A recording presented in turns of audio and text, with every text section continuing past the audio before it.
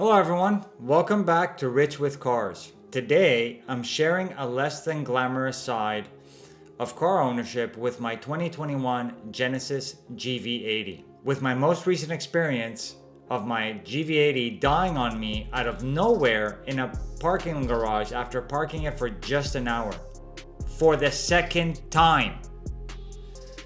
If you're new to the channel, make sure to check out some of my other videos where I review interesting cars like the new Aston Martin Vanquish or give you an ownership perspective of my Lexus LC500. Now let's dive into my journey through long wait times, broken promises, and frustrating repairs.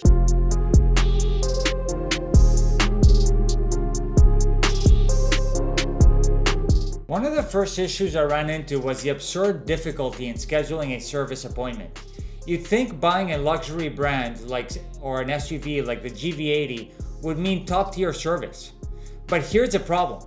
The dealership I purchased from also serves Hyundai customers. They're managing two brands under one roof, and that creates a major bottleneck. Genesis customers like me who expect a seamless luxury experience get stuck waiting weeks or even months to get a basic service. Without their so-called concierge service, I could book an appointment in about a month. But if I wanted to use the concierge service, which is supposed to enhance the luxury experience by picking up your car and leaving you with a loaner, it could take as long as 2 months. 2 months! And why? Because the dealership is stretched too thin, servicing two completely different brands. Genesis markets itself as a premium brand that caters to its customers. Let me ask you, does waiting 2 months for a service appointment sound like premium treatment to you? Sharing a dealership with Hyundai might make sense logistically for the company, but for Genesis customers, it completely undermines the luxury ownership experience. Then there was my sunroof issue. It cracked unexpectedly. When I brought it up with Genesis, they immediately blamed it on a highway chip, refusing to even consider it, or even considering the fact that it might be a manufacturing defect. Then I learned I wasn't alone. Many Hyundai and Genesis customers reported similar issues, but Genesis didn't take any responsibility. Instead, I was stuck with an $1,800 repair bill. However, after about 2 years of owning my GV80, Genesis Corporate finally stepped in to address one of the biggest complaints. They mandated that Genesis dealers build and open a completely separate and dedicated dealership for Genesis customers. This was a huge step forward. With dedicated facilities, scheduling times drastically improved, and the concierge service became more accessible now. It felt like Genesis was finally starting to live up to its luxury branding. But then came another problem, my GV80's battery. Twice the battery drained completely. After the first incident, I was told the battery had been replaced. But when it happened again, which only happened like less than 3 days ago, I found out that the original battery was still in the car. Now they're asking me to pay over $300 for the replacement.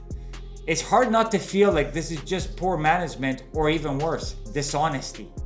Think about that. A luxury brand that can't keep track of a simple battery replacement. With that, and with the long wait times and poor communication, it makes you wonder about their commitment to its customer satisfaction. The concierge service was supposed to be a game changer, a way for Genesis to stand out in a crowded luxury market. It's a great idea in theory. They pick up your car from wherever you are, leave you with a loaner, and handle the maintenance while you go about your day. But when it takes 2 months to schedule, yeah, I would say it's pretty bad.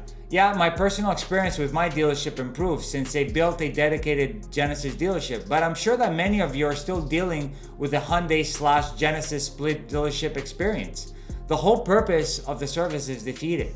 How can a luxury brand drop the ball so badly? Why promise customers a service you're clearly not prepared to deliver? It feels more like a marketing gimmick than an actual benefit. Luxury isn't just about its premium materials and fancy features. It's about the experience before, during, and after the sale. Genesis is failing its customers on that front.